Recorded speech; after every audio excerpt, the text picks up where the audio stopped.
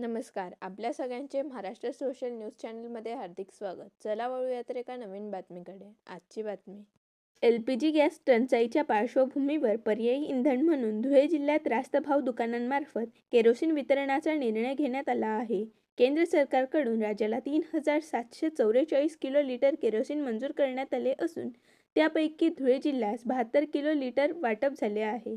अंत्योदय व प्राधान्य कुटुंबांना प्रति कुटुंब 3 लिटर केरोसिन देण्याचे नियोजन करण्यात आले आहे. तालुकानिहाय मागणीनुसार वितरण होणार असून वाहतुकीसाठी 6 टँकरला परवानगी देण्यात आली आहे. या निर्णयामुळे नागरिकांना काहीसा दिलासा मिळाला आहे. अर्चना सदाशिव भगत, सहाय्यक जिल्हा पुरवठाधिकारी धुळे.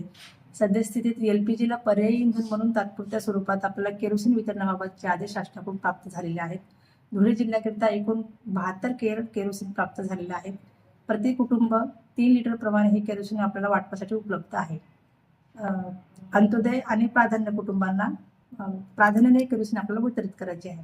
प्रशासनामार्फत केरोसिन वाटपाचे नियोजन सध्या सुरू आहे. सदर केरोसिन हे किरकोळ परवानाधारक किंवा मग दुकानदारामार्फत आपण वाटप करणार आहोत. किती लाभार्थी?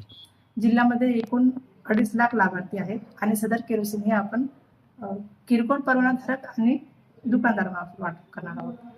बातमी आवडल्यास चॅनलला लाईक व सबस्क्राईब करा व दररोज अशा नवनवीन बातम्या पाहण्यासाठी चॅनलला फॉलो करा. धन्यवाद.